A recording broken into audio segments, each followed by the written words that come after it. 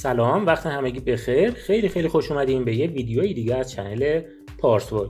بچه‌ها تقریبا یه ماه پیش بود که من یه سایت کلیکی ایرانی بهتون معرفی کردم، سایت پیباکس بود که امروزم میخوام یه سایت مشابه همینو بهتون معرفی بکنم. حالا چرا به این ویدیو اشاره کردم؟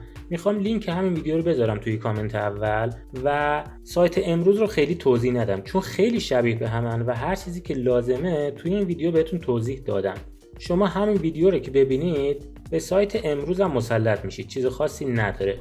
سایت امروز هم باکس نکسته که اینم یه سایت کلیکی ایرانیه، دقیقا شبیه سایت پیباکس که حالا یه ذره تو جزئیات فرق داره.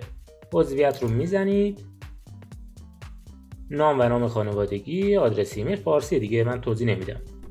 این اعداد رو داخل این باکس وارد میکنید و این تیک رو هم حتما میزنید و عضویت.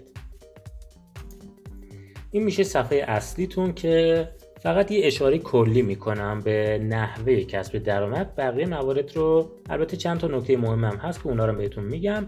کسب درآمد رو که بزنید اولی میشه مشاهده آگهی ها.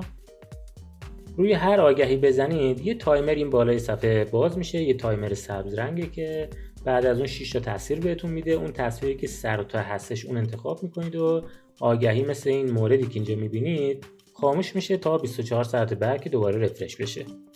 سایر قابلیت‌های درآمدزاییش هم دومی خیلی فکر نمی‌کنم جالب باشه. مثلا اینجا گفته توی بلو بانک با این لینک ثبت نام بکنید بهتون 1000 تومان میدم. این $1000 نیست، 1000 تومنه. یا اینکه مثلا توی این سایت ثبت نام بکنید 500 تومان میدم که خیلی جالب نیست. به نظر من بخش خرید سهام این دوتا سایت، هم پیباکس و هم باکس نکست، بهترین قسمتشه. پلن‌هاش اینجا می‌بینید. مثلا پلن اول این سایت 1 ماه هستش دیگه، تایمش اینجا 1 ماه میتونید انتخاب بکنید که قیمتش 500,000 تومنه و بعد 1 ماه 105 تومن بهتون سود میده. حالا هر چقدر بازه زمانی بیشتر رو انتخاب بکنید درآمدتون هم میره بالاتر و اینکه سهامش هم اینجا تعدادش رو میتونید وارد کنید که مثلا بزنید 2 برابر میشه.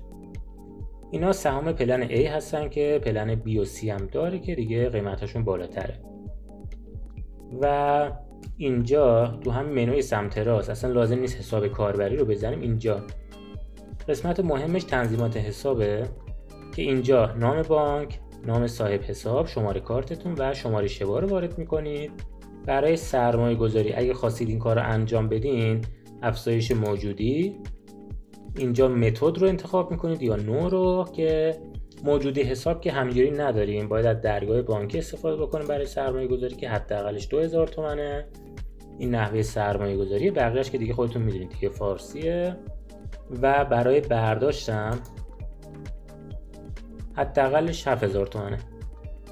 باقی موارد توی حساب کاربری رو من تو همون سایت قبلی پیباکس بهتون توضیح دادم. زیر مجموعه و حالا مستقیمش چه اجاری همه رو توضیح دادم.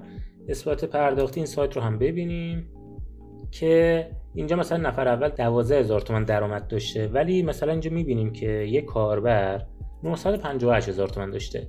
این به احتمال زیاد اومده از قسمت خرید سهام استفاده کرده، یعنی تقریبا میتونم بگم 100% از این راه استفاده کرده. بقیه هم خودتون میبینید.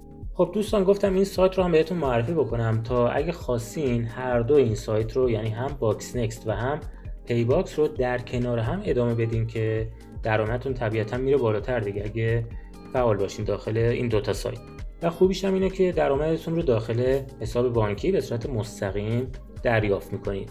هر سوالی هم داشتید میتونید زیر ویدیو برامون کامنت بذارید و مرسی از شما که وقت میذارید و ویدیوهای ما رو میبینید. اگه دوست داشتید، اگه راضی بودید، ویدیو رو لایک بزنید، کانال رو سابسکرایب کنید و مثل همیشه منتظر آموزش بعدی ما هم باشید.